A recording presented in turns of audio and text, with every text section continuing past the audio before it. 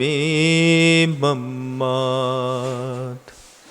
चरण शरण है आपके,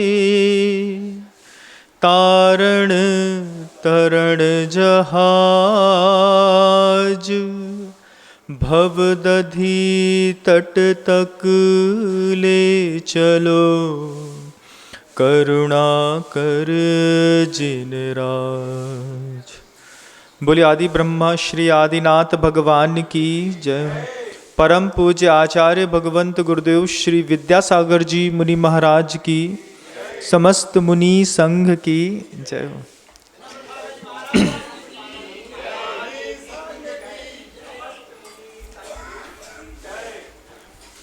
आप लोगों ने गन्ना तो देखा होगा। क्या देखा गन्ने में? गन्ने में कोई सामान्य से पहली बार पूछे कि गन्ना देखा? हाँ महाराज देखा। गन्ने में क्या देखा? छिलका है, उसमें गांठें हैं, यही देखा। और क्या देखा? क्या गन्ने का रस भी देखा? नहीं महाराज, गन्ने का रस तो नहीं देखा, लेकिन गन्ने को देख करके हमने अंदाजा लगा लिया कि रस भी इसमें बहुत मीठा होगा। कई प्रकार के गन्ने होते हैं। एक गन्ने ऐसे होते हैं जो बहुत मोटे होते हैं, बांस के जैसे दिखाई देते हैं बंधुओं, बहुत मीठे रहते हैं। उनकी ऊपर की जो खाल रहती है उसका चॉकलेट के रंग का कलर होता है। कुछ गन्ने बिल्कुल हरे होते हैं, पतले होते हैं। कुछ गन्ने हरे होने के बावजूद मोटे होते हैं। सबका स्वाद अलग अलग होता है। और आपको तो प्रथम दृष्टया सिर्फ इतना दिखाई देता है कि गन्ना है, बाकी गन्ने के किसान जानते हैं कि ये कौन सी फसल का गन्ना है। गन्ने के साथ एक बहुत बड़ी खासियत है। गन्ने को ऐसा आड़ा, काना पौड़ा पड़ा हाथ ज्यों चूसे त्यों रोवे, ये आपने बहुत बार पढ़ा होगा। काना पौड़ा पड़ा हाथ, ये क्या है? काना पौड़ा वो पंछल गन्ना होता है एक, कि जिसमें पानी तो रहता है लेकिन उसमें मिठास नहीं रहती, और उसको दबाने से कुछ निकलता भी नहीं है। काना पौड़ा पड़ा हाथ ज्यों चूसे त्यों रोवे। चूसता है और कुछ होता जाता नहीं है, दांत छिल जाते हैं, दांत से खून आ जाता है, गड़ेरी बनाता नहीं है सरौते से, उसको दांत से तोड़ने का प्रयास करता है, कठोर भी रहता है। तो ऐसी जीवन में कई गन्ने मिलते हैं बंधुओं। उन काने पौड़े गन्नों को धर्म ध्यान की भूमि विषय बोवे तो फिर क्या होता है? अनंत गुना फलता है। गन्ने को आड़ा डाला जाता है और उससे फिर एक फसल, दूसरी फसल, और फिर धीरे से तीसरी फसल भी एक ही बार के लगाए गन्ने से निकलती है। और हर बार के गन्ने की फसल का स्वाद अलग अलग होता है बंधुओं। गन्ने देखा आपने? गन्ने में क्या देखा? पहला प्रश्न है। अब गन्ना आपने देख लिया, आपने देख लिया कि ये गन्ना है। गन्ने के दो बड़े भागों के बीच का एक जो संधि स्थान होता है उसको पर्व कहते हैं। जैसे आपके यहां पर्यूषण पर्व शब्द जुड़ा रहता है, दशलक्षण पर्व आप शब्द बाद में जोड़ते हैं, वो पर्व शब्द जो है उस गन्ने के पोर से आया है। उसको कहते हैं, उस पोर के ज्वाइंट को, एक रस भाग इतना, दूसरा रस भाग इतना, उसके बीच की जो गांठ होती है उस गांठ को कहते हैं पर्व। और वो पर्व हर गन्ने में, एक पूरे खड़े गन्ने में कम से कम 10 से 12 पर्व होते हैं। मतलब 10 से 12 ऐसे टर्निंग पॉइंट होते हैं जिस समय गन्ने के उतने उतने पर्वों में रस भाग शक्ति, उसकी मिठास घटती घटती घटती जाती है, कहीं बढ़ती चली जाती है। ये चीज आपने कभी महसूस नहीं करी होगी क्योंकि आपको गन्ने का रस पीने की आदत है। एक साथ गन्ने के रस की मशीन में डाला, रस निकल गया, आपने गिलास में पी लिया। आपको ये कभी एहसास नहीं हुआ होगा कि एक ही गन्ने में अलग अलग तरीके का रस भी हुआ करता है।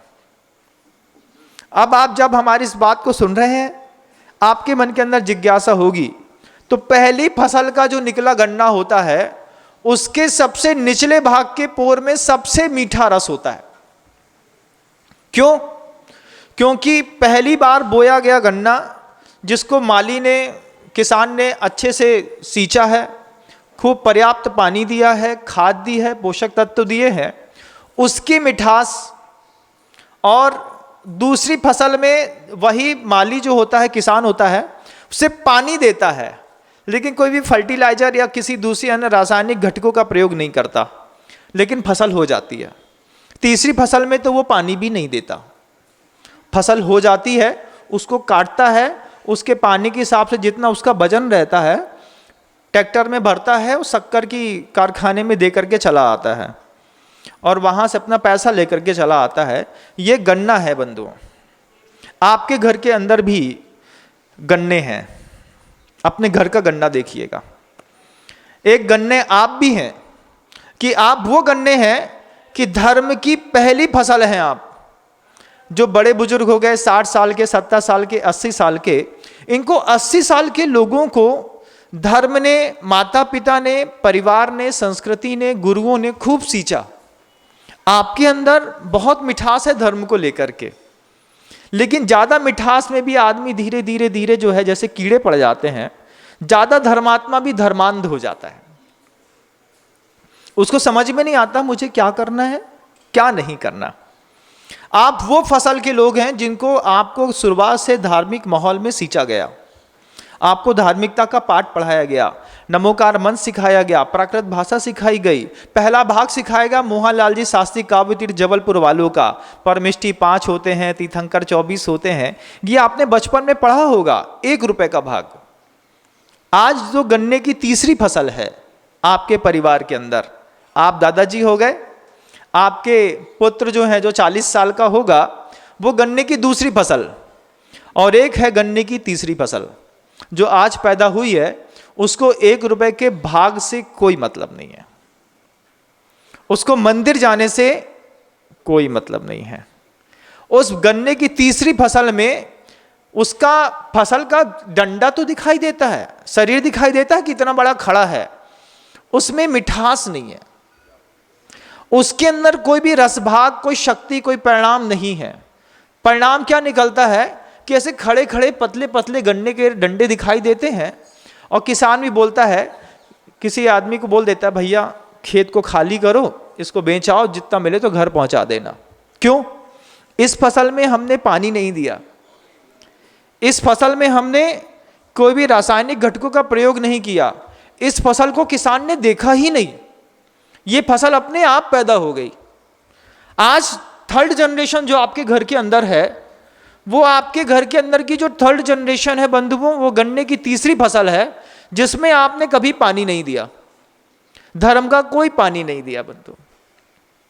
आप देख लीजिए अपने घरों के अंदर, आपके जो बच्चे आज की डेट में 3rd जनरेशन जो आपके घर के अंदर डेवलप हो रही है, वो मंदिर जाने की बात करो मना कर देती है, हमें नहीं जाना, कुछ नहीं है वहाँ पे, फालतू की बातें हैं। और 2nd जनरेशन वाला 3rd जनरेशन का सपोर्ट कर देता है। 2nd जनरेशन का गन्ना क्या बोलता है? वो एक ही बात बोलता है, पढ़ तो लेने दो बेचारों, अभी रात में 9, 10, 11 बजे तो सोया था, सोने दो। 3rd जनरेशन को पानी के नाम पे, धर्म के नाम पे, किसी अन्य और भी जिससे उसका विकास होता था उसके नाम पे किसान ने कुछ दिया ही नहीं बंधुओं, और ये पर्यूषण पर्व सामने आ गया। जब आपने अपने घर की 3rd जनरेशन को कुछ भी नहीं दिया और ये पर्यूषण पर्व सामने आ गया, तो घर के अंदर का माहौल 2 तरीके में बढ़ जाता है। चौकी की व्यवस्था 2 तरीके की हो जाती है। कुछ धर्मात्मा वो हैं जो 1st जनरेशन वाले, जिनको धर्म से, सिद्धांतों से, आगम से, गुरुओं से सींचा गया था, वो पर्यूषण पर्व को कुछ अलग तरीके से मनाते हैं। उनके मनाने का तरीका क्या है कि वो 10 दिन हरी सब्जियों का त्याग कर देते हैं, दाढ़ी नहीं बनवाते हैं, श्वेत वस्त्र पहनते हैं, ब्रह्मचर्य व्रत का पालन करते हैं, देख करके चलते हैं, वाहन का प्रयोग नहीं करते हैं, बारिश के पानी में पैर नहीं रखते हैं। ऐसे कितने ऐसे भी जो क्रियाएं हैं, निर्जला के स्थान है, जिनसे उनके यहाँ तप की शक्ति अंदर बढ़ती है, ये 1st जनरेशन वाले खूब प्रयोग में लाते हैं। और आपका भी यही मन बन रहा होगा कि किसी सुधा सागर जी महाराज जी के अपन जब शिविर में जाएंगे तो यही करेंगे। जबकि फर्स्ट जनरेशन से लेकर के थर्ड जनरेशन और आने वाली जनरेशनों के लिए भी ये बात जानना उचित होगी और जरूरी होगी कि आपने 10 दिन 10 उपवास कर लिए, 10 एकासन कर लिए, 10 दिन 2 टाइम का नियम ले लिया और अपने आप को आपने साधक समझ लिया। गुरुदेव ने एक बार बहुत अच्छी बात कही थी और रत्नगढ़ सावकाचार्य में अजर समुद्रभद्र स्वामी ने उसका समर्थन भी किया कि कोई 100 चंद्रायण व्रत कर ले।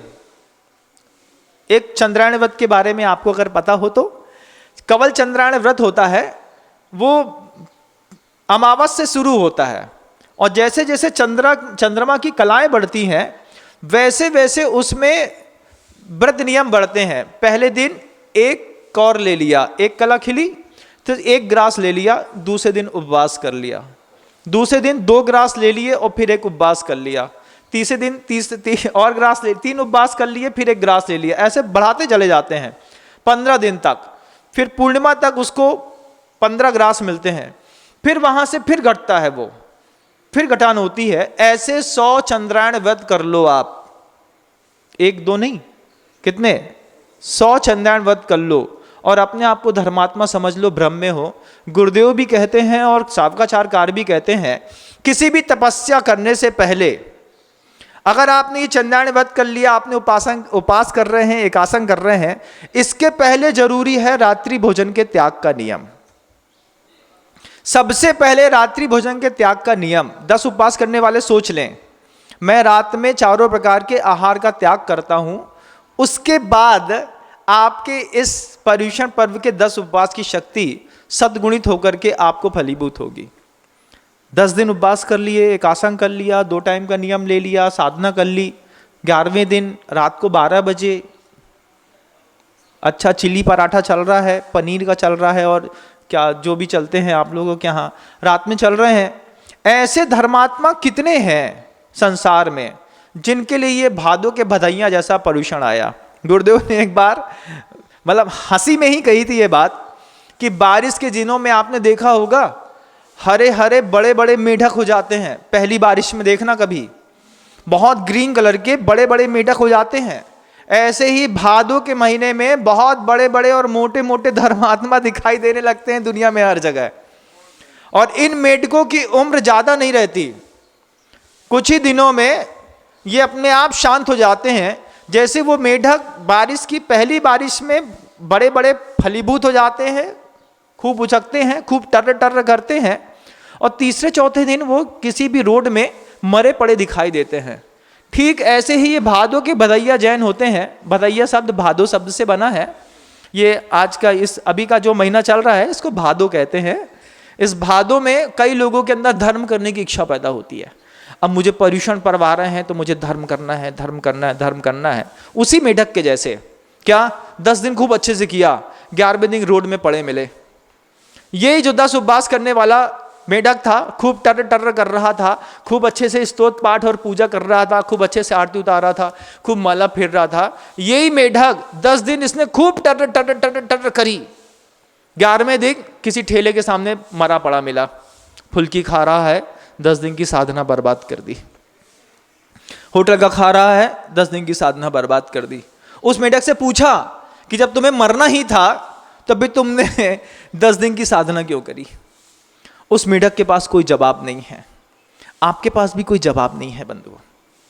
बोले महाराज ऐसा तो है कि रात्रि भोजन भी नहीं छूटता और उपवास भी करते हैं, फिर ये साधना से क्या हल निकलने वाला है?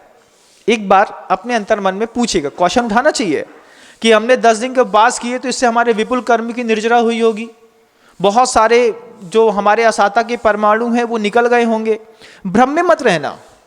ये साधना सिर्फ तुमने अपनी शरीर की कैपेसिटी को चेक किया है, हमारे अंदर कितनी ताकत है, हम कितना कर सकते हैं। जबकि इसी साधना का असर तो तब पड़ता जब आपने सबसे पहले संयम ग्रहण कर लिया होता, अहिंसा के अनुव्रत ग्रहण कर लिए होते, उसके बाद एक कायोसर्ग से भी असंख्यात गुणी कर्म की निर्जरा होती है। भोजन छोड़ने से नहीं, सिर्फ माला फेरने मात्र से। उपवास करना तो बहुत दूर की बात है, एक रस का परित्याग कर देने मात्र से भी एक व्रती की जो निर्जरा होती है वो एक सामान्य अवरस सम्यक दृष्टि की नहीं होती। सम्यक दृष्टि शावक वृत्तानंद वियोजक दर्शन मोह छपकोप शमकोप शांत मोह छपक क्षीण मोह जिना क्रमशः असंख्य गुण निर्जरा, असंख्यात असंख्यात गुणी निर्जरा होती चली जाती है एक सामान्य सम्यक दृष्टि शावक से। सम्यक दृष्टि शावक वीरतानंद वियोजक, ऐसे एक एक करके आप जैसे देखेंगे समान अवरस सम्यक दृष्टि की जो शावक, उसकी सम्यक दृष्टि की जो निर्जरा है उससे ज्यादा एक पंचम गुण स्थानवर्ती की, पंचम गुण स्थानवर्ती से ज्यादा एक महाव्रती की, महाव्रती से ज्यादा ऊपर उपरिल गुण स्थान वालों की, दर्शन मोहिनी की छपना करने वाले की, उसकी अनंत असंख्यात असंख्यात गुणी निर्जरा बढ़ती चली जाती है।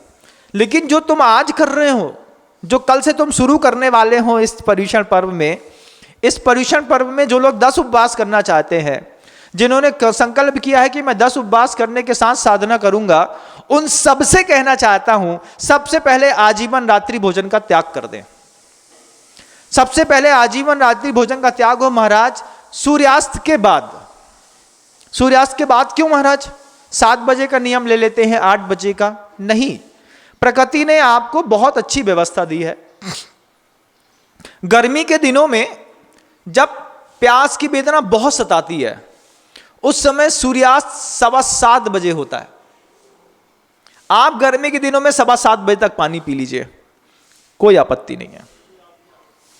आप ठंडी के दिनों में जहां जीवों की उत्पत्ति बहुत जल्दी होने लगती है, वहीं आपका सूर्य 5 बजे चला जाता है, अस्ताचल में चला जाता है। उस समय संस्कृति सभ्यता और आपके धार्मिक सिद्धांत कहते हैं 5 बजे आहार का त्याग कर दो, जल का भी त्याग कर दो। बारिश के दिनों में यही टाइम 6, 6:15, 6:30 बजे तक का रहता है। 6:30 बजे तक आपका सूर्यास्त होता है।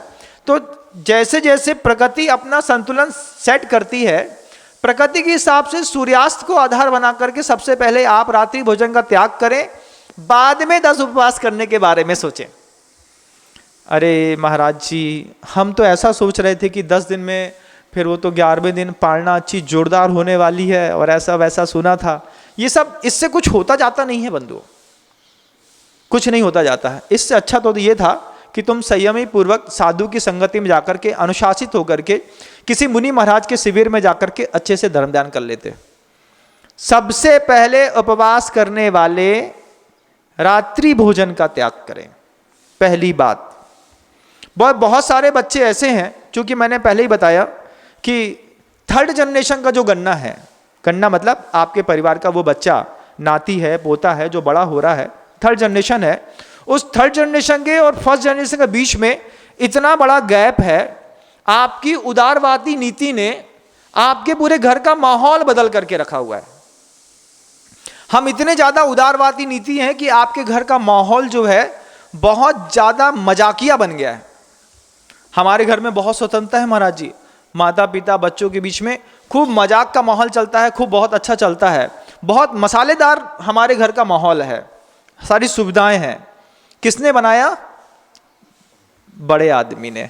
घर का माहौल, किसी के घर का माहौल बहुत ज्यादा मसालेदार है, किसी के घर का माहौल बंधु देखिएगा बहुत ज्यादा डरावना है। हर आदमी एक दूसरे से डरता है।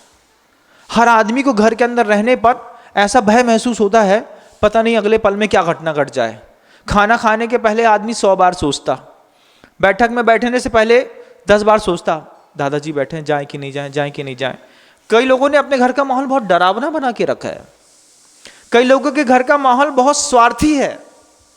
घर में रह रहे हैं 4 भाई बहुएं, माता पिता सब रह रहे हैं, लेकिन उसी दुकान से सब कोई खींचातानी में लगे हैं। भैया दादाजी मरने वाले हैं, इसके पहले जितना अंदर कर सकते हो कर लो। तो दुकान का पूरा माल धीरे धीरे जो है वो पत्नी की अलमारी की तिजोरियों में जा रहा है। माहौल है बंधुओं, देखिएगा आप, ये इसको मजाक मत समझिए, ये बहुत बड़ी बात कहने जा रहा हूं कि घर के अंदर का आपने माहौल कैसा है आप एक बार चेक करिए पर्युषण मनाने से पहले, कि आपके घर का माहौल बहुत मसालेदार है, आपके घर का माहौल बहुत ज्यादा डरावना है, जहां हर व्यक्ति बड़ा छोटे से इतना डरता है कि कुछ बोलने की हिम्मत ही नहीं करता, या फिर आपके घर का माहौल बहुत ज्यादा स्वार्थी है कि सब आदमी के मन में बस एक चिंता लगी है कि जिस दिन पिताजी मरेंगे उस दिन पहले से आदमी ने धारणा बना के रखी है, 25 एकड़ का खेत है, उसमें तो हम चाहे कुछ हो जाए किसी को हाथ नहीं धरने देंगे, ये वाली बिल्डिंग हमारी होगी, जितना गोल्ड पड़ा है वो सोच रहा है, एक आदमी सोच रहा है हमारा होगा। कई घरों में ऐसा भी माहौल है बहुत ज़्यादा स्वार्थ का, और ये परीक्षण पर सामने खड़े हैं। कल से आपको मनाना है बंधुओं, उस डर के माहौल में, उस स्वार्थ के माहौल में, उस कसाई के माहौल में, उस मसालेदार माहौल में। और भी कैसा माहौल है, बहुत ज़्यादा हाइजेनिक माहौल भी है कई लोगों के घर का, इतना ज़्यादा हाइजीन लाइफ है कई लोगों की कि घर के अंदर आरओ के बिस्लरी के पानी के नीचे अगर बच्चा पानी पी ले तो उसका पेट गड़बड़ हो जाता है।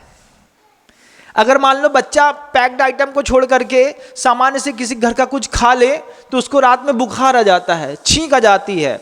इतना साफ सुथरे लोग हैं, गाड़ी चमचमाती चाहिए, नौकर बिल्कुल फ्रेश अच्छे वेल अप टू डेट वाले चाहिए। ऐसे हाइजीन माहौल वाले लोगों के घर के अंदर भी परीक्षण आ गया है बंधुओं। ये कैसे धर्म ध्यान करेंगे, एक बार आप सोचिएगा। गुरुदेव ने पूछा, एक बार पूछा, कई बार और भी ऐसे घर के माहौल हैं, आर्थिक अभाव भी बहुत है कई लोगों के अंदर। परीक्षण पर्व के दिनों में भी ऐसी संयोजना बनती है कि मंदिर नहीं जा सकते। क्यों? अगर ठेला नहीं चलाएंगे तो घर का खर्च कैसे चलेगा, अगर ये काम नहीं करेंगे, सर्विस में नहीं जाएंगे, जॉब में नहीं जाएंगे। तो ऐसे कितने प्रकार के घर के माहौल के बीच में ये परीक्षण पर्व आया, और आपके घर के माहौल के बीच में जो थर्ड जनरेशन रह रही है उसका उस माहौल के कारण ऐसा असर पड़ गया है कि वो मंदिर आना ही नहीं चाहती। आप अपने बच्चे के लिए यहां से धोती दुपट्टा लेकर के चले जाओ दुकान से, बच्चे के सामने रख दो, कल से परीक्षण आने वाले हैं बेटा, शुरू होने वाला है, धोती दुपट्टा पहन करके तुमको हमारे साथ रोज भगवान का अभिषेक करने चलना है। आप बोलिए, आपका बच्चा बोलेगा दादाजी आपका काम है, हमारा काम नहीं है। नहीं बेटा, परीक्षण पर बड़ी मुश्किल से आते हैं, बड़े सौभाग्य से मिलते हैं, शाश्वत पर्व हैं। आप समझाओ उसको, हजार बातें उसको समझ में नहीं आती। दादाजी don't disturb me, I live alone. फिर आप बहुत अच्छी बात कहते हैं महाराज जी के पास आकर के। महाराज ने पूछा क्यों, आपका नाती नहीं आता? अरे महाराज हमारा लड़का तो इतना सीधा है, घर से बाहर ही नहीं निकलता, दिन भर अपने घर में ही घुसा रहता है, इतना सीधा बच्चा है तुम्हारा। और वही सीधा बच्चा जो है, जब टीनेजर्स प्रेगनेंसी होती है तब समझ में आता है कि घर का बच्चा इतना सीधा था महाराज जी, कभी घर से बाहर ही नहीं निकला, पता नहीं ऐसे कैसे हो गया।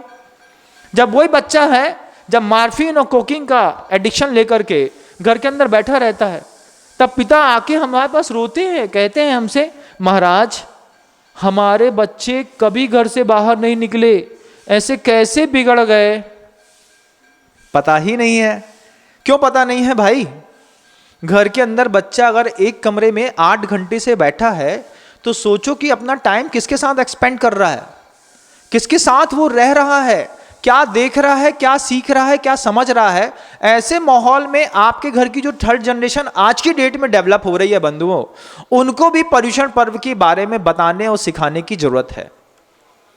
आप सबसे कहना चाहता हूं, अगर आपको लगे कि आपके घर के नाती के अंदर ऐसे संस्कार आ गए हैं कि आपके घर का नाती आपके साथ कभी पूजा नहीं करेगा, आपके घर का नाती कभी मंदिर नहीं जाएगा, मुनियों को आहार दान नहीं देगा, देव शास्त्र गुरु की कोई कीमत बकत नहीं है, और आप जैन हैं, आपको लगता है कि पर्युषण मनाना है 10 दिन के लिए। गुरुदेव से एक बार किसी ने कहा था, महाराज जी हमारा नाती मंदिर नहीं आता, क्या करें? आचार्य श्री जी ने एक बहुत अच्छा उत्तर दिया। गुरुदेव ने कहा मंदिर नहीं आता तो कोई बात नहीं, उसको 10 दिन हॉस्पिटल जाने का नियम दे दो। सुन रहे हैं आप? 10 दिन बच्चे से बोलो मंदिर में आकर के धर्म ध्यान नहीं करते हो, कोई बात नहीं, 10 दिन रोज हॉस्पिटल जाओ, रोज एवरीडे 1.5 घंटा हॉस्पिटल में निकालो, जनरल वार्ड को देखो, बर्न यूनिट को देखो, वहां पे कैंसर पेशेंट्स को देखो, वहां पे देखो कैसी परिस्थितियां हैं। जब ये बात बनी तो एक बहुत बड़े शहर के मेडिकल हॉस्पिटल में एक दंपति अपने बच्चे को लेकर के गए कि तुम मंदिर नहीं जाते हो तो वहां चल के देखो क्या होता है। वहां पर एक मां का छोटा सा बेटा बीमार था, डॉक्टर के को पैसे के लिए, इलाज के लिए पैसा देना था, मां के पास पैसा नहीं था। पैसा नहीं था तो बाहर आकर के उस मां ने अपना सौदा कर लिया। वो कहती है कि उससे पूछा कि ऐसा कैसे पाप के काम कर रहे हो। उसने बोला अगर छोटे सा पाप करने से मेरे बच्चे की जिंदगी बच जाती है तो ये पाप ठीक है, मुझे वो काम करना है, बच्चे की जिंदगी बचानी है, क्योंकि मेरे घर के अंदर मेरा पति मर गया है, अगर पुत्र भी मर गया तो क्या होगा। ये बच्चे जो 10 दिन परीक्षण में नहीं आते, यही बच्चे जब वैसा जाकर के हॉस्पिटल में बर्न यूनिट देखते हैं, माहौल देखते हैं, उनको समझ में आता है धर्म की कीमत क्या होती है। उनको दिखाइए, उनसे बोलिए कि जाओ 10 दिन अगर मंदिर नहीं जाते हो तो 10 दिन हॉस्पिटल जाने का नियम ले लो। तुम्हारे बच्चे के अंदर वही संवेदना पैदा होगी, वही वात्सल्य पैदा होगा, वही करुणा, वही क्षमा पैदा हो जाएगी। उसी मर्दा गुण से तुम्हारा बच्चा अभिप्रेत हो जाएगा हॉस्पिटल के अंदर भी, जो मंदिर के अंदर आप करना चाहते थे। क्योंकि यही 10 लक्षण पर्व मनाने के लिए हम तीर्थ क्षेत्र ढूंढते हैं, हम आते हैं गुरुओं के पास कि गुरु जी के आपके पास रह करके हम द्रव्य क्षेत्र काल की विशुद्धि बढ़ाएंगे और धर्म ध्यान करेंगे। इन धर्मांध और मदांध लोगों के बीच में धर्म फंस गया। आप हैं धर्मांध जो तीर्थ क्षेत्रों में जाकर के 3 घंटे तक परैया ठोक रहे हैं, जय जयनाथ परम गुरु होए, जय जयनाथ परम गुरु होए, जय जयनाथ परम गुरु होए चल रहा है। 8 पूजा हो गई, हिलते हिलते सामने वाले को क्या लग रहा है, अरे देखो तो कितने धर्मात्मा है, तीर्थ क्षेत्र में आए हैं, पूजा कर रहे हैं, अभिषेक कर रहे हैं, शांति धारा की बोली ले रहे हैं। इन्हीं जय जयनाथ परम गुरु से बोलो रात्रि भोजन का त्याग है, अरे महाराज 10 दिन धर्म त्याग कर लें तो बहुत अच्छी बात है, इतना ही बहुत है। ये धर्मांध लोग हैं जो करते तो हैं लेकिन परिणाम और उद्देश्य से रहित जीवन शैली है। तुम्हारी उस धर्मात्मा, उस तुम्हारी क्रिया का परिणाम क्या निकलेगा, किस उद्देश्य को लेकर के तुम उपवास करके आताप अनादि तपना तन को सुखाना। ये गुरुदेव का एक हिंदी का दोहा है। उसने कहता बहुत आतापन तप कर रहे हो, तन को सुखा रहे हो, पहले उसका उद्देश्य बताओ। 10 दिन के उपवास कर रहे हो ना, उसका उद्देश्य निश्चित करो। एक आसन करते हो 10 दिन का, उसका उद्देश्य निश्चित करो कि एक आसन मुझे क्यों करना है, पहले अपने आप को बताओ। नहीं समझ में आता है तो गुरु से आकर पूछो, महाराज ये उपवास करने से क्या होगा। तो क्या उपवास व्यर्थ है महाराज? व्यर्थ नहीं है, मील का पत्थर है तुम्हारी साधना, लेकिन मंजिल नहीं है। रिक्शा वाला जैसे ही ट्रेन से आप बाहर उतरा, एक व्यक्ति रिक्शे वाले से पूछा कि फलाने जगह तक जाने का कितना पैसा लोगे। उसने कहा 25 रुपए। आदत थी, जैसे आप लोगों की आदत है, यात्री कहता है 15 रुपए में चलना है तो बताओ। रिक्शा वाले ने मना कर दिया, यात्री पैदल ही निकल गया। आधा रास्ता पार कर दिया, रिक्शा वाला उसके पीछे पीछे पीछे धीरे धीरे जा रहा है। आधा रास्ता पार करने के बाद वो यात्री फिर रिक्शे वाले से कहता है, अब आधा रास्ता तो मैंने पार कर ही लिया है, तो एक काम करो 10 रुपए में ले चलोगे हमको हमारे जगह तक जहां तक मुझे जाना है। बोलता नहीं, अब लगेंगे 50 रुपए। पूछा क्यों? क्योंकि तुम गलत रास्ते पर जा रहे हो, तुम अपने गंतव्य तक नहीं पहुंच रहे। ये रास्ता जिस रास्ते से तुम जा रहे हो, ये रास्ता तुम्हें तुम्हारे गंतव्य तक पहुंचाने वाला नहीं है। तुम्हारे गंतव्य तक पहुंचाने वाला रास्ता तो उस रिक्शे वाले को पता है कि तुम हमारी सवारी करोगे, हमारे साथ चलोगे तो तुम अपने गंतव्य तक तो पहुंच सकते हो। तुम ये सोचते हो कि मैंने अपनी मन मर्जी का धर्म कर लिया, अपनी मर्जी से मैंने कई चीज़ों का त्याग कर लिया, कायुसर कर लिया और बोल दिया हाँ महाराज अभी पर्यूषण पर्व चल रहे हैं, मैं 10 दिन तक ये पाप नहीं करूँगा। 11वें दिन क्या करोगे? मूल प्रकृति तो तुम्हारी इस 10 दिन के बाद जो दिखाई देने वाली है, उस प्रकृति में अगर तुमने संशोधन नहीं किया तो ये तुम्हारे 10 दिन का पर्यूषण तुमको कौन सा सुख देने वाला है? भादों के बधाइयों, बताओ मुझे बारिश की पहली बारिश में पैदा होने वाले मेढकों, तुम्हारे मन के अंदर कौन सी ये जो साधना के आकार लग रही, वो मेढक कितना टर टर करता है, इतना बड़ा बड़ा, कभी देखा है आपने?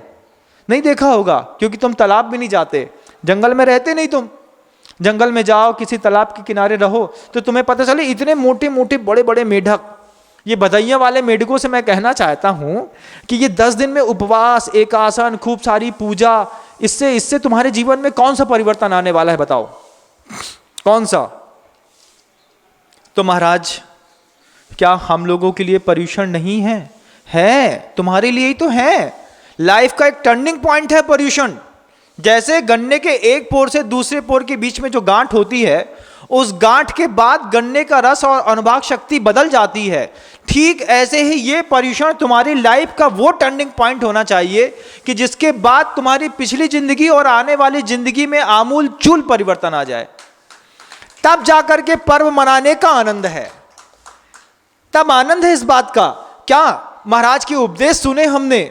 महाराज ने कहा था रात्रि भोजन के साथ किया गया एकासन, अरे एकासन नहीं, रात्रि भोजन के साथ तुमने शुद्ध भोजन का भी 2 टाइम का नियम ले लिया, तो भी तुम बहुत बहुत और बहुत ज्यादा महान हो, बहुत ज्यादा महान। क्यों? कि तुमने रात्रि भोजन का त्याग करके अनंत जीवों की हिंसा को रोक दिया, उसमें विराम लगा दिया। ये 10 दिन के धर्म ध्यान करने वाले लोग इन 10 दिन के पर्यूषण पर्वों में उस पर्व को समझते हो। पर्व का मतलब गन्ने का पर्व, पोर।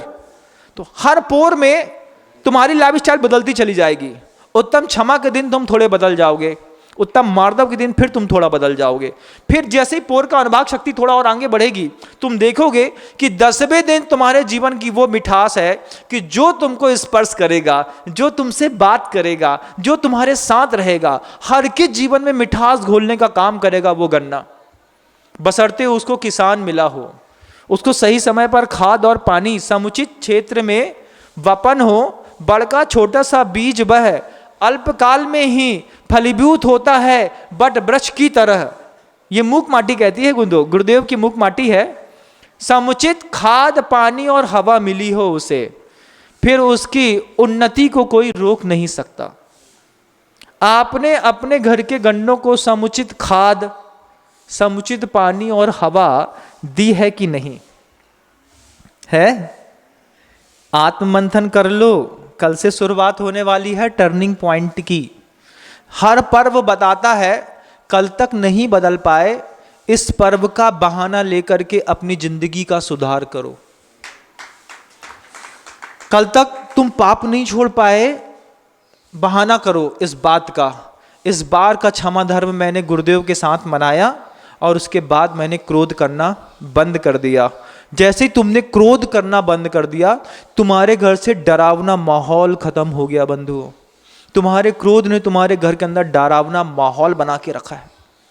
तुम्हारे घर के अंदर जो खींचातानी की खेल चल रहा था, स्वार्थ स्वार्थ स्वार्थ, प्रकर्ष प्राप्त लोभान निवृत्ति शौच, जब उस लोभ की प्रकृति में तुम जकड़े हुए थे, उस लोभ की प्रवृत्ति से जैसे तुमने इस पर्यूषण पर्व को मनाया और तुमने थोड़ी सी लोभ को ढील दी और सबके मन के अंदर शुचिता का भाव पैदा हुआ, घर के अंदर का वातावरण जो लोभियों का बन गया था वो निर्दोष प्रकृति से शौच प्रवृत्ति को धारण करने वाले लोगों का बन गया। घर के अंदर ये 10 दिन में सीखो गुरुओं के पास आकर के कि त्याग और तपस्या की पराकाष्ठा वाले उन साधुओं के संस्मरण सुनो, इतिहास को पढ़ो, प्रथमन योग की उन घटनाओं को अपने कर्णपुटों में डाल करके सीखो कि कैसे हमारे गुरुओं ने किस किस तरीके से त्याग किया था। उससे शिक्षा लेकर के अंश को स्वीकार करो। घर के अंदर जाकर के देखोगे स्वार्थ का पूरा माहौल बदला हुआ मिलेगा। शुरुआत बंधुओं पिता से मत करना, स्वयं से करना। यह माहौल बदलना हो तो निर्मलता अपने मन के अंदर लाने का प्रयास करो, पड़ोसी के मन के अंदर का नहीं। प्रवचन को इस उद्देश्य को बना करके स्टेटस में मत फंसाओ कि इसके मामले से हम किसी और को हर्ट करेंगे, किसी और को सिखाएंगे, समझाएंगे, उपदेश देंगे। ये ईर्ष्या के माहौल को, देशना को ईर्ष्या के माहौल में मत डालो। देशना के माध्यम से स्वयं को निर्मल बनाने का प्रयास करो। कितने सारे साधु भगवंतों का आपके नगर में चातुर्मास हो रहा है। संकल्प कराओ उस बच्चे को, बेटा 8 दिन माता जी के पास रहना है, बेटा 10 दिन तुमको मुनि महाराज जी के पास रहना है, वहीं रहना। सुनते हैं अच्छी व्यवस्था तो कर दी है उनने, रहने की, खाने की, सोने की, सब मिलता है वहां पे। 10 दिन जाओ बेटा। ये किसी व्यक्ति विशेष का धर्म नहीं, जैन समाज मात्र का धर्म नहीं। जिसके घर का ऐसा माहौल हो, स्वार्थी माहौल हो, लोभी माहौल हो, कसाई वाला माहौल हो, मसालेदार माहौल हो, बहुत ज़्यादा डरावना माहौल हो, बहुत ज़्यादा हाइजीन वाला माहौल हो, उन सारे घर के बच्चों को आज शाम खोने से पहले किसी ना किसी साधु के हाथ में सौंप दो। ये नहीं कि यहाँ मेरे पास सौंप दो, ऐसा नहीं। तुम्हारे नगर में जो भी साधु भगवंत हैं उसके पास तक अपने बच्चे को पहुंचा दो। बेटी है तो आरिका के पास पहुंचा दो, लड़का है तो किसी मुनि महाराज के पास, महाराज 10 दिन हमारा बच्चा आपके साथ रहेगा। लेकिन एक बहुत बड़ी आफत है। आफत क्या है? आफत ये है जीवन की, गुरुदेव ने कहा एक बार कि लड़का रात को 12 बजे घर के काम से गया और 12 बजे 1 बजे लौटे तो कोई दिक्कत नहीं, लेकिन अगर महाराज के पास गया और 2 दिन बाद लौटा तो घर के लोगों को बड़ी दिक्कत होती है। लड़का सामान खरीदने गया था बाजार, दिन के 2 बजे, आ जाना था 3 बजे, लौट के आ रहा है रात को 12 बजे, कोई दिक्कत नहीं, फोन लगा के पूछ ले, क्यों? मार्केट में है, थोड़ा फंस गए थे, आ रहे हैं। लड़का 10 घंटे तुम्हारी आंख से गायब है, तुम्हें कोई दिक्कत नहीं, क्यों?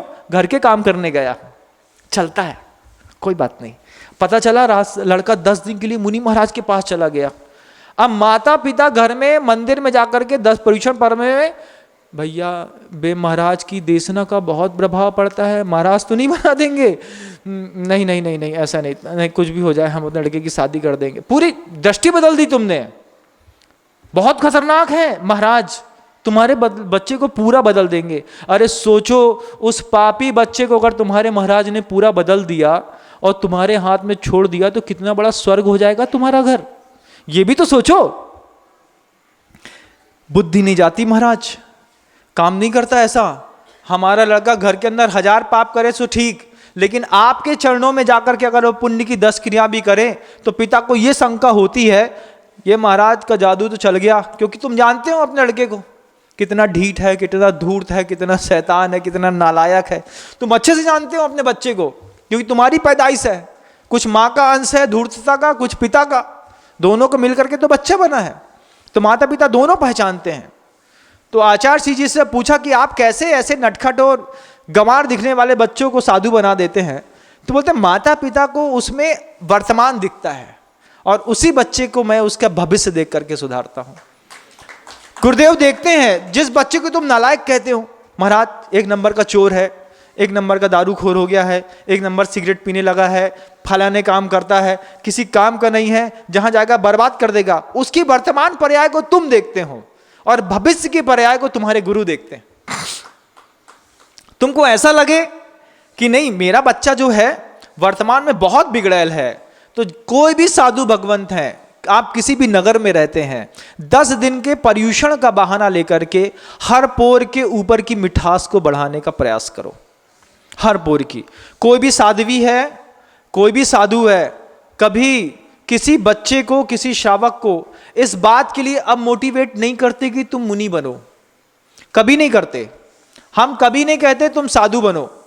तुमको साधु बनने का भाव तुम्हारे अंदर अगर पैदा खुद हो जाए तो साधुता के भाव को बढ़ाने का हम 1000 बार प्रयास करेंगे, लेकिन हम किसी से उपत के नहीं कहते कि तुम मुनि बनो, आर्यिका बनो। क्यों? पता नहीं कैसी पारिवारिक परिस्थिति है, घर में कैसा माहौल है, किस चीज की कमी है, कौन से बेस को लेकर के आया है। मैं कैसे किसी को मोटिवेट कर दूं कि तुम साधु बनो, साधु बनो, साधु बनो, ऐसा नहीं। हाँ, सभ्य बनो, सद्गुणी बनो। आचार्य जी के पास जब भी आप अपने बच्चे को शादी के बाद लेकर के जाते हैं तो गुरुदेव हमेशा एक ही बात कहते हैं ना, हाँ, सदगृहस्थ बनने का आशीर्वाद है। तो आचार्य जी से पूछा किसी ने, बहुत अच्छी बात पूछी गुरुदेव से कि आप हमको सबको सदगृहस्थ बनने का आशीर्वाद देते हैं जो नए दंपति आते हैं, तो बोलते हैं कि शादी करना, गृहस्थी बसाना ये एक क्रिया है, सदगृहस्थ बनना एक गुण है। मैं उसको गुण की वृद्धि के लिए आशीर्वाद देता हूं, ना कि क्रियाओं की वृद्धि के लिए। यह कितनी बड़ी बात है कि सदगृहस्थ बनने का गुरुदेव ने आशीर्वाद दिया, उस आशीर्वाद के मत्थे आप ऊपर चढ़ते हैं और बढ़ते हैं। लेकिन अभी वर्तमान पंचम काल में गन्ने की जो तीसरी फसल है बंधुओं, जो एंड्राइड को लेकर के चुपचाप पर्यूषण से पहले भी अपने कमरे के अंदर घुसी है, उसके लिए धोती दुपट्टे का कोई इंतजाम नहीं किया है आपने। सोचा भी नहीं कि सॉफ्टवेयर इंजीनियरिंग करने वाला हमारा 22 साल, 21 साल, 18 साल का बच्चा जो है उसको हम 10 दिन के लिए गुरुदेव के चरणों में छोड़ दें, मुनि महाराज के चरणों में छोड़ दें। मुनि श्री सुधा सागर जी, प्रमाण सागर जी, वीर सागर जी, बड़े बड़े निरापक आचार्य जो हैं इनके चरणों में छोड़ दें। ये भी तो क्या करते हैं बच्चे, ये इतने बड़े गुरुओं के पास जाकर के। अभी आपको बहुत आश्चर्य होगा कि मुनि श्री वीर सागर जी महाराज से जुड़े हुए वे बच्चे जो पिछले 4 सालों से उनके शिविर में जा रहे थे, उनमें से 6 लोगों का आईएएस में सिलेक्शन हो गया। जब पता चला कि आईएएस में सिलेक्शन हो गया, पूछा कैसे हो गया, तो उन्होंने बस एक ही बात कही कि 10 साल तक घर में जो मेहनत करने पर रिजल्ट नहीं निकला, वो वीर सागर जी महाराज के साथ रहने 6 महीने रहने का परिणाम निकला। बोले टाइम टू टाइम जब भी मौका मिलता था, ये पढ़े लिखे बच्चे अपना मौका निकाल करके, कोई दिल्ली का, कोई हरियाणा का, कोई हिसार का, कोई चंडीगढ़ का, कोई नागपुर का, कोई बंबई का बच्चा वहां से उठ करके गुरु के पास जाता, वहां पे बैठता, और ऐसे 6 बच्चों का IAS में सिलेक्शन हो गया बंधुओं। कितनी बड़ी बात है कि माता पिता, बड़े बड़े कोचिंग इंस्टीट्यूट और आपके घर के अंदर की पूरी एजुकेशन जो कमाल नहीं कर पाई, वो कमाल साधु की संगति ने करके दिखा दिया। लेकिन आपको लगता है कि कैसे कैसे क्या करेंगे महाराज जी, करते क्या हैं? जब बच्चे को भेजोगे तो समझ में आएगा ना महाराज करते क्या है। पहले से कैसे बता दें कि आते हैं कई माता पिता हमसे कहते हैं हमारा बच्चा ऐसा हो रहा है महाराज जी, कोई उपाय बताइए। हम कहते हैं भैया रोगी कोई और है, उपाय कोई और पूछने आया है। जो रोगी है उसको लाओ सामने, उससे बात करेंगे, उसका इलाज करेंगे। तुम्हारे शरीर में क्या इलाज करें? तुमको क्या समझा दें हम? वीर सागर जी महाराज जी का हमेशा इस बात से बहुत, बच्चों के लिए वो इतने ज़्यादा जागरूक रहे हैं, और बेटियों को, जवान बच्चों को, टीनेजर्स को सबसे बड़े मोटिवेटर है तो सिर्फ वीर सागर जी महाराज। कि हर अच्छे बच्चे को जिसको अपनी लाइफ में डेवलपमेंट लाना है, तो उस डेवलपमेंट को लाने से पहले एक बार जरूर ये कोशिश होनी चाहिए कि हम अपने बच्चे को पर्युषण पर्व में वीर सागर जी महाराज के चरणों में बेच करके उनसे मोटिवेट होने के लिए प्रेरणा जरूर दिलवाएं। आपका बच्चा अगर क्रैश कोर्स कर रहा हो, 12वीं क्लास में आ गया हो, 10+2 में पहुंच गया हो, आप अपने बच्चे को आज भी बंधुओं, अगर आप ये बात वक्त रहते सुन रहे हैं, तो आप आज भी अपने बच्चे को इस बात के लिए 200-500 रुपए देकर के छोड़ दीजिए। 10 दिन कहाँ पे? वीर सागर जी महाराज जी के पास जाओ, वहीं रहना, वापिस आना। हमने सुना है वीर सागर जी महाराज किसी को मुनि बनने के लिए धक्का नहीं मारते, लेकिन वीर सागर जी जिसको धक्का मारते हैं उसको दुनिया में कोई धक्का नहीं मारता। ये अपने आप में बहुत बड़ी बात है कि वो जिसको धक्का मार के, जिसको पुशअप करके ऊपर उठाने की कोशिश करते हैं, उनको, गुरु को लग बस जाए कि इससे उम्मीद है ये थोड़ा सा ऊपर उठ जाएगा, वो उठाते हैं उसको। गुरुओं के पास क्या टैलेंट है, जब आप गुरु से मिलते हैं तब पता चलता है। ये प्रवचन सुनने से बंधुओं आपको पता नहीं चलेगा। कई चीजें साथ में रहने पर सीखनी पड़ती हैं। वो आप साथ में नहीं रहना चाहेंगे, कैसे आपके जीवन में उस चीज का उत्थान होगा बंधु? पूर्व संध्या जैसे होती है किसी चीज की, परेड के लिए आप अपने आप को तैयार करते हैं। ये पर्युषण पर्व जो कल से आने वाले हैं, इनके लिए आप अपने परिवार की और अपने परिवार में रहने वाले बच्चे की, सबकी मानसिकता इस बार तैयार कर लीजिए।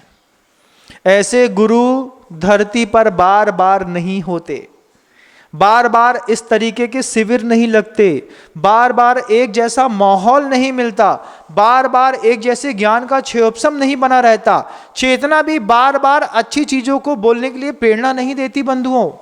कई बार ऐसा होता है कि अच्छे अच्छे गुरुओं के शब्द भी स्खलित हो जाते हैं। इस बार बहुत अच्छा मौका है कि हमको हमारे घर में रहने वाले हर बच्चे को 10 दिन के लिए अपने घर से बाहर निकालना है। क्वारंटीन होने की व्यवस्था उस समय नहीं, इस समय भी थी।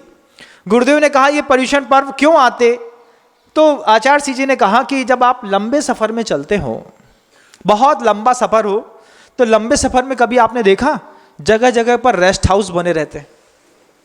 उन रेस्ट हाउस को कौन उपयोग करता है? आप लोगों की तो मेंटालिटी में भी कभी नहीं है कि रेस्ट हाउस में जाना है। आप लोगों को तो बस ढाबा चाहिए, गधों के जैसा।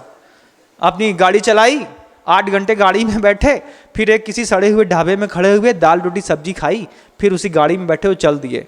लेकिन जो पढ़े लिखे लिटरेट लोग होते हैं, वो अपना फ्रस्ट्रेशन रिलीज करने के लिए बड़े बड़े रास्तों पर रेस्ट हाउस बने रहते हैं। गेस्ट हाउस रहते हैं जो गवर्नमेंट्स के होते हैं, बहुत अच्छी सुविधा संपन्न होते हैं। उन सुविधा संपन्न रेस्ट हाउस में रह करके जैसे लोग अपने आप को फ्रेश करते हैं, 2 घंटे 4 घंटे रुकते हैं, वहाँ का माहौल में अपने आप को तैयार किया, फिर आगे की यात्रा शुरू करी। ऐसे ही आप इन जैन समाज में, अहिंसक समाज के गृहस्थों के जीवन में ये 10 लक्षण पर्व एक रेस्ट हाउस के जैसे हैं। आप अपनी कसाई को विराम दे दीजिए, 5 पापों को विराम दे दीजिए, अपने लोभ को विराम दे दीजिए, अपने जीवन शैली को विराम दे दीजिए, अपने पुरुषार्थ को विराम दे दीजिए 10 दिन के लिए। श्वेतांबर संप्रदाय में अहमदाबाद में जाकर के देखिए आप, हर दुकान बंद है 8 दिन के लिए। उन्होंने 8 दिन पहले ही टांग दिया है इस बात को। पर्यूषण पर्व शुरू हो रहे हैं, 8 दिन तक कोई भी दुकान में सामान नहीं बिकेगा। पूरा माहौल ठंडा कर दिया है पूरे श्वेतांबर समाज के लोगों ने। क्यों?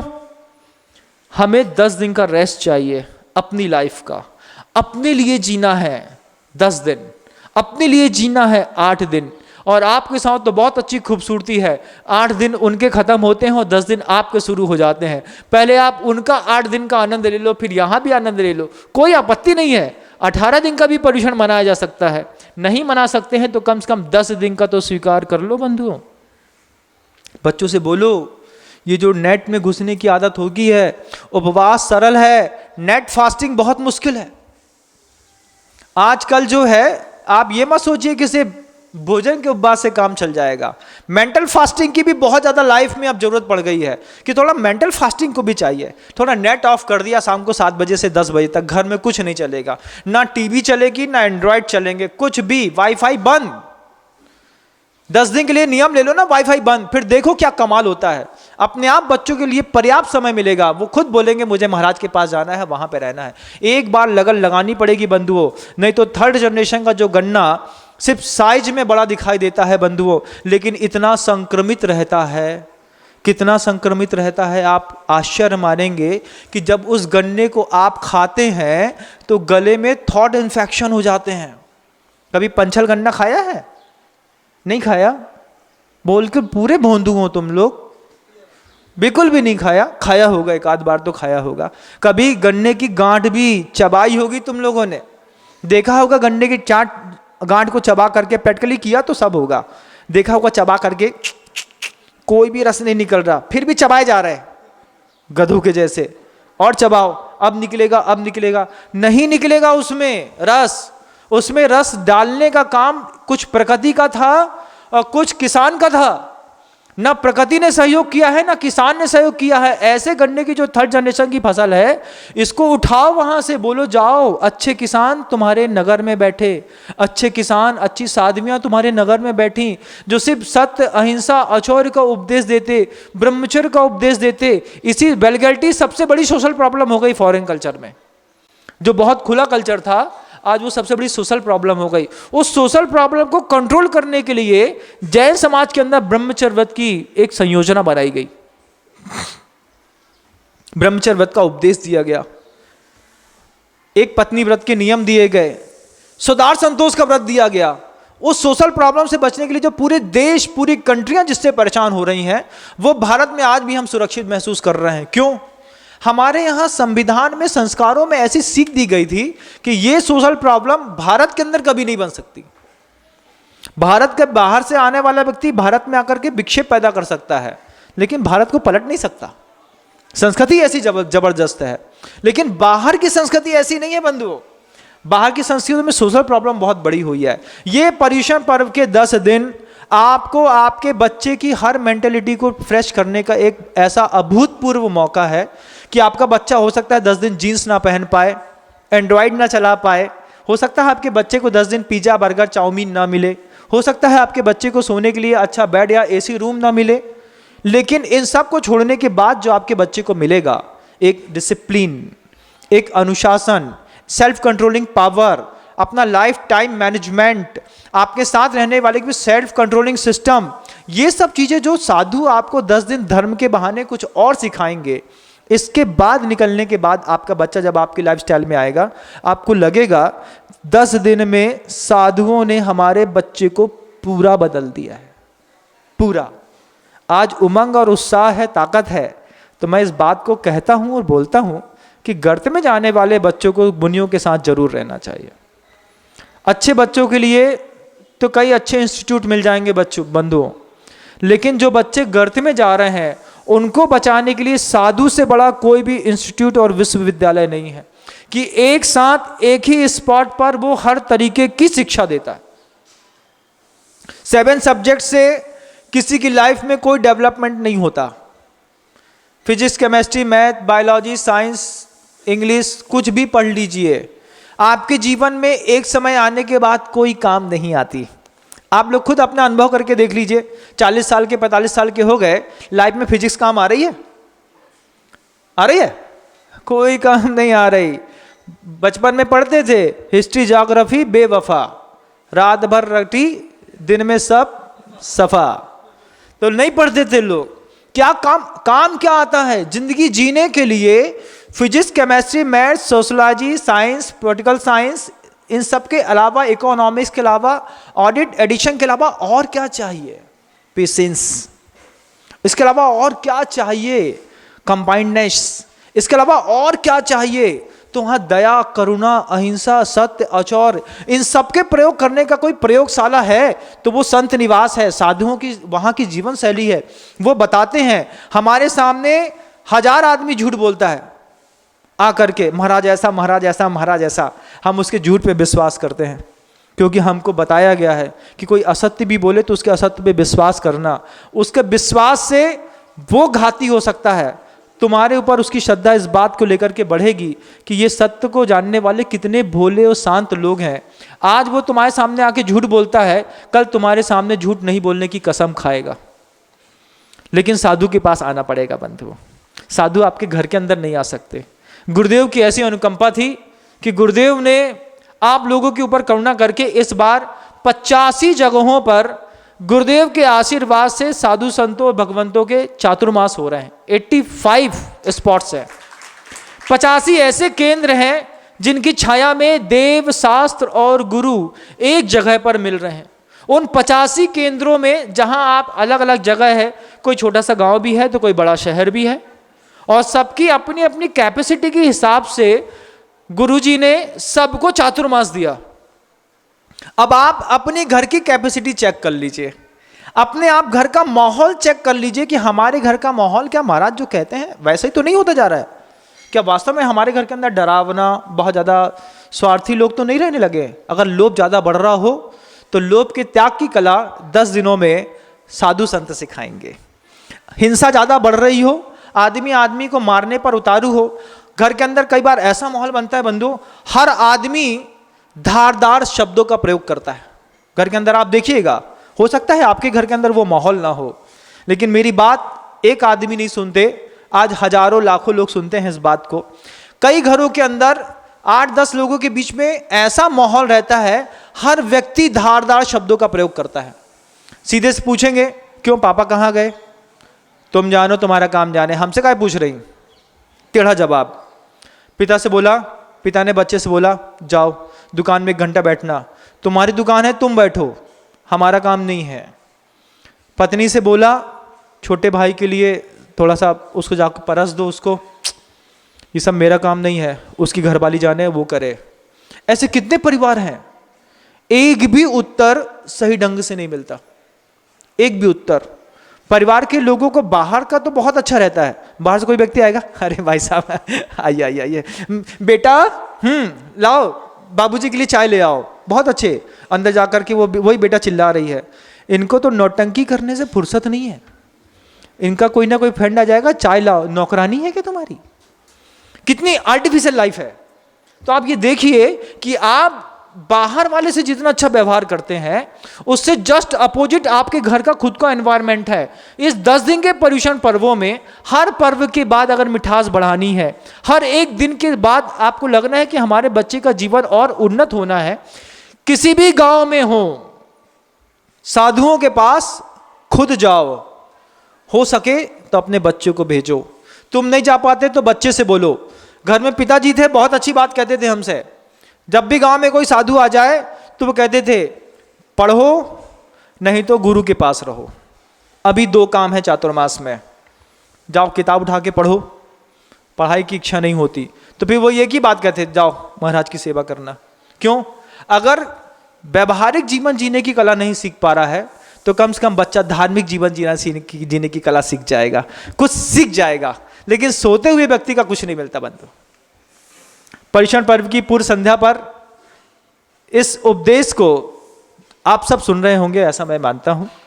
अगर आपकी ऐसी कोई धारणा है कि बिना संयम ग्रहण किए, बिना व्रत किए संवर और निर्जरा हमारी खूब होने वाली है, ये 10 दिन के पर्युषण पर्व बंधुओं किसी व्यक्ति के विशेष के पर्व नहीं है, लोकोत्तर पर्व है। उत्तम शब्द लगा है, पर्युषण या 10 लक्षण शब्द लगा है, पर्व शब्द लगा है, हर शब्द के मायने हैं। बहुत सारे ऐसे लोग हैं उत्तम शब्द की व्याख्या वे सम्यक दर्शन से जोड़ देते हैं। सम्यक दर्शन उठा लिया, बोले उत्तम शब्द मतलब सम्यक दर्शन हो, फिर उसके बाद जो क्रिया की जाए उत्तम क्षमा सम्यक दर्शन के साथ वाली। बिल्कुल गलत बात है बंधुओं, ऐसा अपवाद दुनिया में नहीं फैलाना चाहिए। उत्तम शब्द का पर्युषण पर्व में कहीं से कहीं तक सम्यक दर्शन से कोई मतलब नहीं है।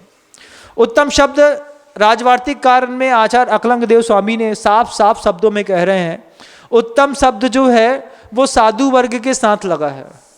उत्तम शब्द जो है वो लोकोत्तर प्रकृतियों को प्राप्त करने की चेष्टा के साथ लगा है। क्षमा करनी है इस उद्देश्य से नहीं कि मेरा व्यवहारिक जीवन सफल होगा, इस उद्देश्य से कि मेरा आत्मिक जीवन सफल होगा। इसमें कई लोग जानबूझ करके सम्यक दर्शन को बीच में घुसाते हैं, घुसा करके बोलते हैं देखो सबसे पहले तो सम्यक दर्शन होना चाहिए। गलत बात है बंधु, ऐसा बिल्कुल भी नहीं है। गुरुदेव ने एक बार बहुत अच्छी बात कही थी, सम्यक दृष्टि के जीवन में सम्यक चारित्र आए कोई जरूरी नहीं है, लेकिन सम्यक चारित्री के जीवन में सम्यक दर्शन जरूर होगा। सम्यक चारित्रिक जीवन पूछा किसी ने, बोले नहीं सामान्य चारित्रधारी के जीवन में भी सम्यक दर्शन जरूर होगा। तो किसी पंडित जी ने क्वेश्चन खड़ा किया, महाराज ये सारे जितने साधु दिख रहे हैं जो आपके यहाँ चारित्र का अनुपालन करते घूम रहे हैं, तो क्या ये सब सम्यक दृष्टि हैं? आचार्य सिंह जी ने बिल्कुल बड़ी आवाज में कहा, हाँ सब सम्यक दृष्टि हैं। महाराज आगम से गलत हो जाएगा। बोले बिल्कुल नहीं गलत होगा। व्यवहार सम्यक दर्शन और निश्चय सम्यक दर्शन, ये दो प्रकार के सम्यक दर्शन होते हैं बंधुओं। व्यवहार सम्यक दर्शन चारित्र को धारण करने वाले प्रत्येक साधु के पास पाया जाएगा।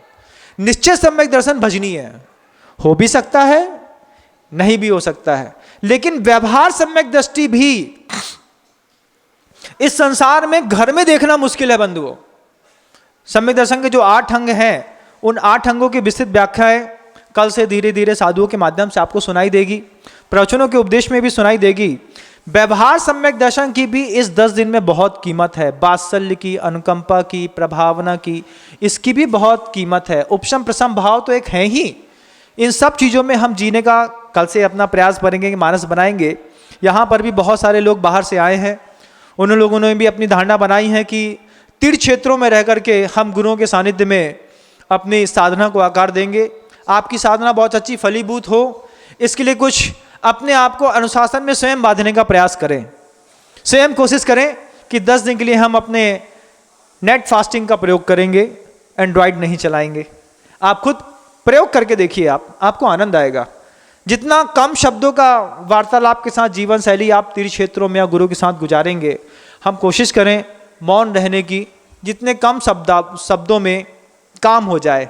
जब मुनि महाराज जब चौके में आहार करते हैं, एक भी शब्द नहीं बोलते। सर्वाइवल के लिए जो भी चाहिए सब अवेलेबल होता है, बाद में लेते हैं, सोचते हैं। कितने इशारे से समझा दिए ना, महाराज ले लो ले लो ले लो, सब्र करो। क्या है? एक कौशल है, एक कला है, एक लिविंग आर्ट है ये भी, कि हम बिना शब्द के माध्यम से ठेस पहुंचाए या संवाद किए इशारों से जीने की कला भी सीख सकते हैं। 10 दिनों में कोशिश करिए न्यूनतम शब्दों के साथ हर बात को इशारों से समझाने की कोशिश। ये आपकी लाइफ के लिए ऐसा जबरदस्त रूल होगा कि आप युधिष्ठिर जैसा जीवन जी पाएंगे।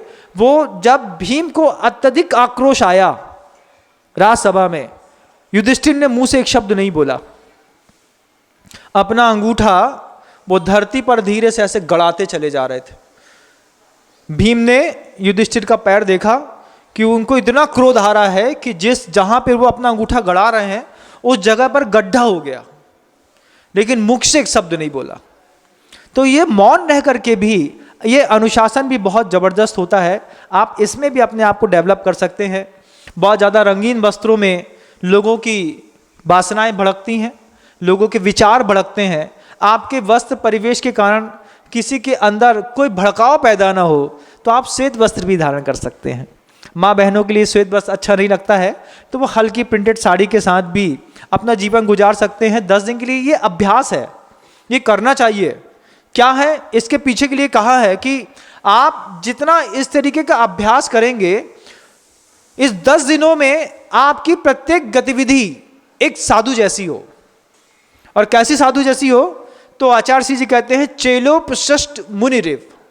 जैसे किसी दिगंबर साधु के ऊपर जो तपस्वी हैं, किसी बियाबान जंगल में बैठे हैं, साधना कर रहे हैं, उनके ऊपर किसी उपसर्ग करने वाले व्यक्ति ने कपड़ा डाल दिया हो, तो उपसर्ग किए हुए व्यक्ति के ऊपर, जैसे मान लीजिए साधु के ऊपर किसी ने उपसर्ग के रूप में कपड़ा डाल भी दिया, तो कपड़ा शरीर में पड़ा होने के बाद भी वो साधु का नहीं होता।